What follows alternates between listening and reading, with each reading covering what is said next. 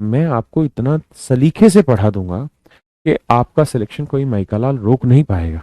ठीक है, मैं आपको सच बताऊं, हमने कभी जीवन में स्टूडेंट के साथ दो धारी व्यवहार नहीं किया है। और आप इस बात को बखूबी जानते हैं कि एसएससी में अगर आप इंस्पेक्टर बनना चाहते हैं तो प्री तो मात्र क्वालिफाई है, प्री का कोई रोला नहीं रह गया है।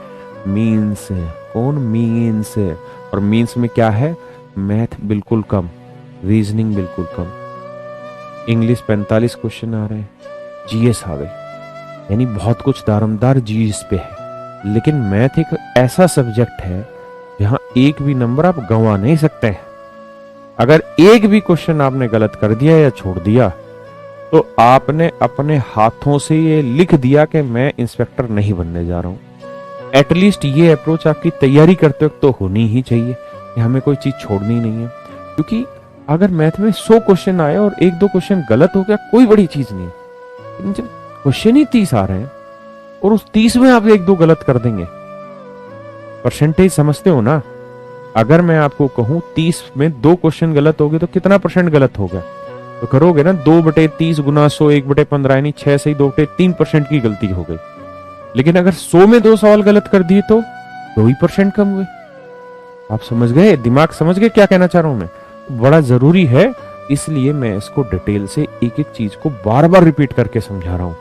क्योंकि अगर आप इस बात को नहीं समझेंगे कि बार डायग्राम और हिस्टोग्राम में डिफरेंस क्या है, तो जब इस पे थ्योरेटिकल क्वेश्चन जो हमने आपको पीडीएफ दी है इंग्लिश मीडियम की जो दे चुके हैं सीडीएस की, और हिंदी मीडियम की बस आंसर की तैयार हो रही वो दे रहे हैं, तो आप उसमें कंपैरिजन नहीं कर पाएंगे। अगर उस कंपैरिजन को अच्छे से नहीं जानते तो आंसर नहीं दे पाएंगे। बहुत भयंकर सवाल आते हैं इसके अंदर से, मेरी बात समझ रहे हैं। इनकी जो टर्मोलॉजी है, अगर उस टर्मोलॉजी को याद नहीं करोगे तो ऑप्शन में क्वेश्चन सोल्व नहीं होंगे। इसलिए मैं एक एक चीज को बहुत शांति से धीरे धीरे बहुत डिटेल में पढ़ा रहा हूं। मैं खुद ईमानदारी से कह रहा हूं, मैं पहली बार पढ़ा रहा हूं एसएससी के बच्चों को, वरना हमने भी मीन मीडियन मोड मात्र 20 मिनट में खत्म कराया हुआ है।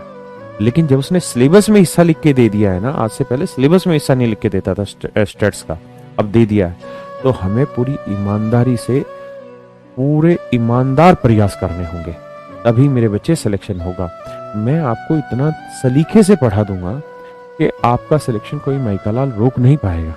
ठीक है, इसलिए हर चीज को डिटेल में बार बार पढ़ो, जितना संभव हो सके रिपीट करो उस चीज को, ताकि वो चीजें हमारी नसों में बस जाए, गलती ना हो। मैं